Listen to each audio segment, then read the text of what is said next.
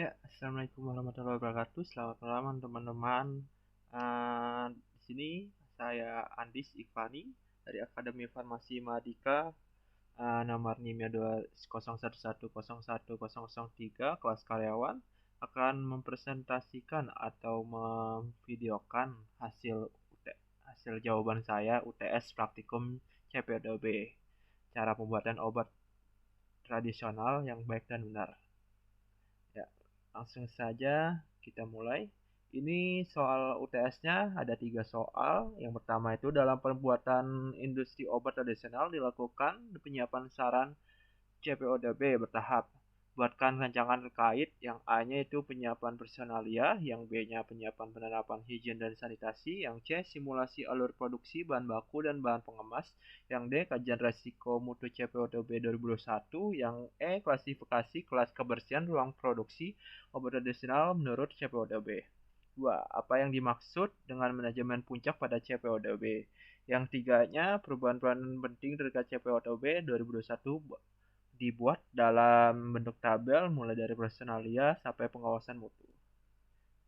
Kita langsung ke jawaban yang pertama, yang A, penyiapan personalia. Sumber daya manusia sangat penting dalam perbuatan dan penerapan sistem pemastian mutu yang memuaskan dan pembuatan obat tradisional yang benar.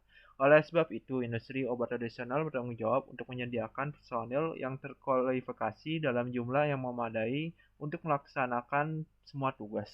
Tanggung jawab tiap personil hendaklah dipahami masing-masing dan dicatat. Seluruh personil hendaklah memahami prinsip CPODB dan memperoleh pelatihan awal dan berkesinambungan, termasuk industri mengenai hygiene yang berkaitan dengan pekerjaannya. Personal kunci mencakup kepala bagian produksi, kepala bagian pengawasan mutu, dan kepala bagian manajemen mutu atau pemastian mutu. Posisi kunci tersebut dijabat oleh personel purna waktu, kepala bagian produksi dan kepala bagian manajemen mutu atau pemastian mutu, atau kepala bagian pengawasan mutu harus independen satu terhadap yang lain. Beberapa fungsi yang disebut dalam butir-butir 2,5, 26.2.6, dan 2.7 bila perlu dapat didelegasikan. Organisasi, kualifikasi, dan tanggung jawab. Struktur organisasi industri obat tradisional hendaklah sedemikian rupa sehingga bagian produksi, manajemen mutu, pemastian mutu, atau pengawasan mutu dipimpin oleh orang yang berbeda serta tidak saling bertanggung jawab satu terhadap yang lain. Masing-masing personil hendaklah diberi wewenang penuh dan sarana yang memadai yang diperlukan untuk dapat melaksanakan tugasnya secara efektif. Kepala bagian produksi hendaklah diberi kewenangan dan tanggung jawab penuh dalam produksi obat tradisional, termasuk yang A, memastikan bahwa obat tradisional diproduksi dan disimpan sesuai prosedur agar memenuhi persyaratan mutu yang ditetapkan. Yang B, memberikan persetujuan petunjuk kerja yang terkait dengan produksi dan memastikan bahwa petunjuk kerja diterapkan secara tepat. Yang C, memastikan bahwa catatan produksi telah dievaluasi dan ditandatangani oleh kepala bagian produksi sebelum diserahkan kepada kepala bagian manajemen mutu atau pemastian mutu.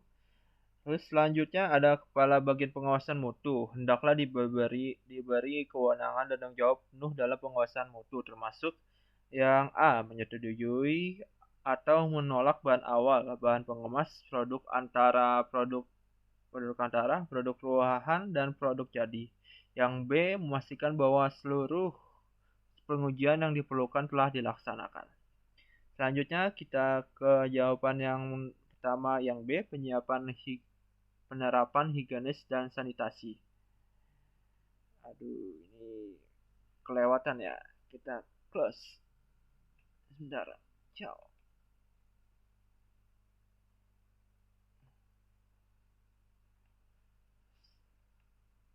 Oke, lanjut. Ya. Tingkat sanitasi dan higien yang tinggi hendaklah diterapkan pada setiap aspek pembuatan obat tradisional. Ruang lingkup sanitasi dan higien meliputi personil, bangunan, peralatan, dan perlengkapan, bahan produksi serta wadahnya, dan segala sesuatu yang dapat merupakan sumber pencemaran produk. Sumber pencemaran tradisional hendaklah dihilangkan melalui suatu program sanitasi dan higien yang menyeluruh dan terpadu karena sumbernya bahan obat tradisional dapat mengandung campuran mikrobiologis. Samping itu, proses pemanenan pada pengumpulan proses produksi obat tradisional sangat mudah dicemar oleh mikroba. Untuk menghindarkan perubahan mutu dan mengawasi kontaminasi, diperlukan penerapan sanitasi dan higien yang benar tinggi. Lanjutnya saja kita ke jawaban yang C. Simulasi alur produksi bahan baku dan bahan pengemas.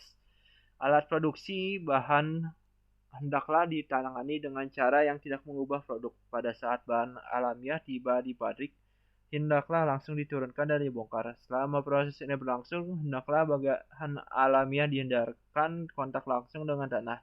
Kecuali lebih lanjut, hendaklah juga dihindarkan dari sinar matahari langsung, kecuali hal tersebut merupakan kebutuhan spesifik, misal pengeringan dan sinar matahari. Dan hendaklah terlindung dari hujan serta kontaminasi mikroba. Bahan baku, pengadaan bahan awal hendaklah hanya dari pemasok yang telah disetujui dan memenuhi spesifikasi yang relevan. Semua penerimaan, pengeluaran, dan jumlah bahan tersisa hendaklah dicatat.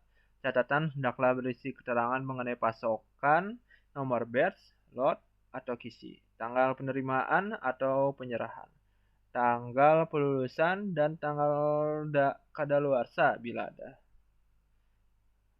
Lalu selanjutnya ada bahan pengemas, pengadaan, penanganan, dan pengawasan bahan pengemas primer dan bahan pengemas cetak serta bahan cetak lain hendaklah diberi perhatian yang sama seperti terhadap bahan awal. Perhatian khusus hendaklah diberikan pada bahan cetak. Bahan cetak tersebut hendaklah disimpan dengan kondisi keamanan yang memadai dan orang yang tidak berkepentingan dilarang masuk.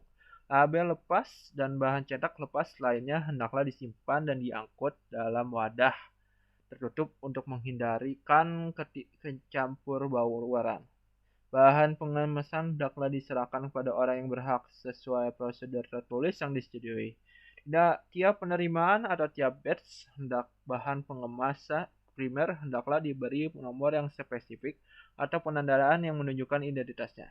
Bahan pengemas primer, bahan pengemas cetak, atau bahan cetak lain yang tidak berlaku lagi atau absolut hendaklah dimusnahkan dan pemusnahannya dicatat. Untuk menghindarkan campur bauran, hanya satu jenis bahan pengemas cetak atau bahan cetak tertentu saja yang diperbolehkan diletakkan di tempat kodifikasi pada saat yang sama. Hendaklah ada sekat pemisah yang memadai antar kodifikasi tersebut. Selanjutnya kita ke jawaban 1 yang D, kajian resiko mutu CPOTB 2021. Evaluasi resiko terhadap mutu dilakukan berdasarkan pengetahuan secara ilmiah, pengalaman dengan proses yang sudah disetujui, dan pada akhirnya dikaitkan pada perlindungan konsumen. Tingkat upaya pengambilan tindakan, formalitas, dan dokumentasi dari proses MRL sepadan dengan tingkat resiko. Lanjutnya kita ke jawaban yang 1E, klasifikasi kelas kebersihan ruang produksi obat tradisional menurut CPOTB. Ada 4 kelas, ya, kelas 1A, kelas 1B, kelas 2, dan kelas 3. Kelas 1A-nya kegiatannya yaitu ekstraksi lanjutan, pengolahan sediaan oral, sediaan untuk menangani luka terbuka, dan sediaan yang mengandung produk berisiko tinggi. Keterangannya ini jumlah partikel dan mikroba dalam ruang kegiatan ditetapkan oleh masing-masing industri obat tradisional berdasar kejadian risiko dari jenis sediaan yang ditangani. Terus selanjutnya di kelas 1B kegiatannya yaitu pengolahan sediaan selain yang tercantum dalam 1A seperti sediaan serbuk, pil obat luar yaitu atau setengah padat dan COL. Terangannya jumlah mikroba dalam ruang kegiatan ditetapkan oleh masing-masing industri obat tradisional berdasar kajian risiko dari jenis sediaan yang ditangani. Terus selanjutnya ada kelas 2 yaitu ekstraksi awal dan pengemasan sekunder. Pengemasan sekunder yang tidak berhubungan langsung dengan area luar. Untuk memasuki ruang ini disarankan melewati suatu ruang antara. Terus selanjutnya di kelas 3 itu ada gudang, penyiapan, bahan awal, seperti penyortiran, pencucian, pengeringan, perajangan, penggilingan, dan laboratorium. Keterangannya ini gudang kotor dipisahkan dari ruang atau area penyiapan bahan awal dan gudang bersih. Ini selanjutnya kita ke soal kedua, apa yang dimaksud dengan manajemen puncak pada CPODB. Manajemen puncak memiliki tanggung jawab tertinggi untuk memastikan efektivitas penerapan SMIOT untuk mencapai sasaran mutu dan peran tanggung jawab dan wewenang tersebut ditetapkan, dikomunikasikan, serta diterapkan di seluruh organisasi. Manajemen puncak hendaklah menetapkan kebijakan mutu yang menguraikan keseluruhan masuk dan tujuan perusahaan terkait mutu dan hendaklah memastikan kesesuaian efektivitas SMIOT dan pemenuhan CPODB melalui keikutsertaan dalam tinjauan manajemen. Manajemen puncak hendaklah menunjuk personel kunci termasuk kepala pemastian mutu, kepala produksi, dan kepala pengawasan mutu. Posisi kepala pemastian mutu tersebut hendaklah dijabat oleh seorang apoteker purna waktu atau penuh waktu. Kepala pemastian mutu, kepala produksi, dan kepala pengawasan mutu harus independen satu terhadap yang lain. Hendaklah personel tersebut tidak mempunyai kepentingan lain yang dapat menimbulkan kepentingan pribadi atau finansial. Beberapa fungsi yang disebut dalam butir-butir 2.8, 2.9, 2.10, dan 2.11 bila perlu dapat didelegasikan. Manajemen puncak hendaklah memperhatikan peran tanggung jawab dan kewenangan yang ditetapkan. Selanjutnya kita ke soal yang ketiga, yaitu perbedaan antara CPOTB 2011 dan 2021. Ini CPOTB 2011 dan CPOTB 2021. Ini bab pertamanya ini manajemen mutu. Yang 2021-nya ini bab satunya ini menjadi sistem mutu industri obat tradisional. Poin perubahannya pada CPOTB 2011 menjelaskan manajemen mutu. Namun pada CPOTB 2021 merevisi menjadi lebih kompleks, yaitu tentang sistem mutu industri obat tradisional atau SMIOT. SMIOT ini merupakan pengembangan dari sistem manajemen mutu yang terdapat pada CPOTB 2011. Bab 2 personalia ini masih sama. Bab 3 bangunan, fasilitas, dan peralatan di 2021 menjadi bangunan dan fasilitas saja. Poin perubahannya itu subbab tentang fasilitas yang awalnya terdapat pada bab 3 CPOTB 2011 pada CPOTB 2021 dihapus dan menjadi subbab yang menjelaskan tentang bangunan dan fasilitas. Sementara subbab peralatan menjadi subbab tersendiri pada bab CPOTB bab 4 CPOTB 2021. Ini CPOTB 2011 yang bab 4 ini sanitasi dan hygiene di bab 4-nya yang 2021 itu menjadi peralatan saja. Subbab hygiene yang awalnya terdapat, ini poin perubahannya nih, subbab hygiene yang awalnya terdapat pada bab 4 CPOTB 2011 pada CPOTB 2021 dihilangkan digabung dalam bab 2 tentang personalia, sedangkan sanitasi digabung dengan bab 3 tentang bangunan dan fasilitas. Sementara bab 4 sendiri pada CPOTB 2021 menjelaskan tentang peralatan. Ini dari yang bab 5, ini yang 2011 dari dokumentasi, yang 2021 itu menjadi produksi. Ini poin perubahannya pada CPOTB 2021 tentang dokumentasi sendiri jelaskan pada bab 10 tentang dokumentasi. Subbab tentang fungsi yang awalnya terdapat pada bab 6 CPOTB 2011 pada CPOTB dimaksudkan dalam bab 5 tentang produksi. Terus yang bab 6 yang 2011 dari produksi menjadi yang 2021 cara penyimpanan dan pengiriman obat yang baik. Subbab tentang produksi yang terdapat pada bab 6 pada CPOTB 2011 pada CPOTB dimaksudkan ke bab 5 tentang produksi dan bab 6 pada CPOTB 2021 masukkan penjelasan tentang cara penyimpanan dan pengiriman obat yang baik yang sebelumnya pada CPOTB 2011 ada di bab 9. Di bab 7 masih sama ya, pengawasan mutu, ya nggak ada perubahannya. Bab 8 ini pembuatan dan analisis berdasarkan kontrak diubah menjadi inspeksi diri audit mutu, dan audit dan persetujuan pemasok.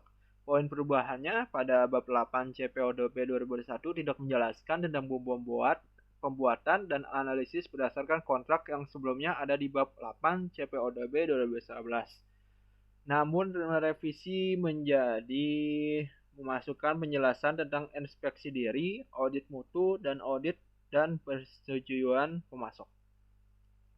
Di bab 9 ini dari 2011 dari cara penyimpanan dan pengiriman yang baik di 2021 diubah menjadi keluhan dan penarikan produk. Poin perubahannya pada bab 9 CPODB penjelasan tentang cara penyimpanan dan pengiriman yang baik yang sebelumnya terdapat pada bab 9 CPODB 2011 dimasukkan ke dalam bab 6 tentang cara penyimpanan dan pengiriman yang baik. Kemudian bab 9 CPODB 2021 sendiri menjelaskan tentang keluhan dan penarikan produk. Jadi ini baru ya yang bab 9-nya. Terus selanjutnya bab 10 penanganan keluhan terhadap produk, penarikan kembali produk dan produk kembalian diubah menjadi 2021 dokumentasi saja. Poin perubahannya pada bab 10 CPODB 2021 tidak menjelaskan atau menghapus penjelasan tentang penanganan keluhan terhadap produk, penarikan kembali produk, dan produk kembalian yang sebelumnya terdapat pada CPODB 2011. Bab 10. Bab 10 CPODB 2021 sendiri memasukkan penjelasan tentang dokumentasi yang sebelumnya terdapat pada CPODB 2011 bab 5. Selanjutnya di bab 11 inspeksi diri diubah menjadi kegiatan alih daya. Pada bab 11 CPODB 2021 penjelasan tentang inspeksi diri yang sebelumnya terdapat pada bab 11 CPODB 2011 dimasukkan ke dalam bab 8 CPODB 2001 tentang inspeksi diri, audit mutu, dan audit persetujuan pemasok. Bab 11 sendiri pada CPODB 2001 menjelaskan tentang kegiatan alih daya. Selanjutnya ini bab 12 ya. Penambahan di 2021 bab 12 kualifikasi dan validasi. Poin ini terdapat penambahan bab baru pada CPODB 2021 yaitu tentang kualifikasi dan validasi. Terdapat juga kualifikasi sistem komputerisasi di industri obat tradisional yang sebelumnya tidak ada di CPODB 2011. Ya, sekian sudah saya capek-capek menjawab jawaban UTS Praktikum CPODB. Sekian, terima kasih. Assalamualaikum warahmatullahi wabarakatuh. Selamat malam semuanya.